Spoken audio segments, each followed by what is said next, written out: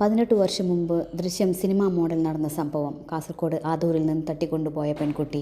അതായത് 2006 ഡിസംബറിൽ കേരളക്കരയാകെ കോളിളക്കം സൃഷ്ടിച്ച ഒരു സംഭവം. സഫിയ എന്ന 13 വയസ്സുകാരിയുടെ കൊലപാതകം ഇപ്പോഴിതാ വീണ്ടും ചർച്ചയാവുകയാണ്. 13 വയസ്സുള്ള മകളുടെ തലയോട്ടി അടങ്ങിയ കാർഡ്ബോർഡ് പെട്ടി കോടതിയിലെ തൊണ്ടുമുറിയിൽ നിന്ന് ഏറ്റുവാങ്ങിയ ആയിഷ നിലവിളിയോടെ തളർന്നു വീണു. കുട്ടിയുടെ പിതാവ് മൊയ്തുവും അമ്മാവൻ അൽത്താഫും വിങ്ങിപ്പൊട്ടി. തലയോട്ടിയും മറ്റും സീതാംകോളി മുഹിയാമത്തിൽ എത്തിച്ച് ശുദ്ധികർമ്മവും മയ്യത്ത് നിസ്കാരവും നടത്തിയ ശേഷം കുടക് അയ്യങ്കേരി മൊഹിദ്ദീൻ ജുമാ മസ്ജിദ് അങ്കണത്തിലേക്ക് കൊണ്ടുപോയി രാത്രി തന്നെ കബറടക്കി.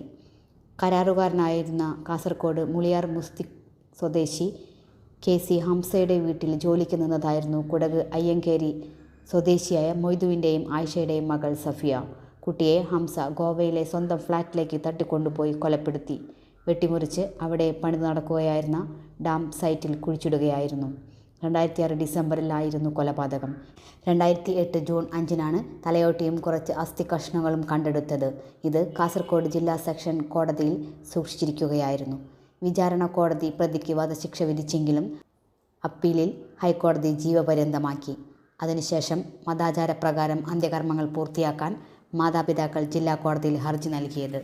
കൊലപാതകമാണെന്ന് കണ്ടെത്തിയത് പ്രക്ഷോഭം നടത്തിയ ആക്ഷൻ കമ്മിറ്റിയുടെ സജീവമായ ഇടപെടലിലൂടെയാണ്.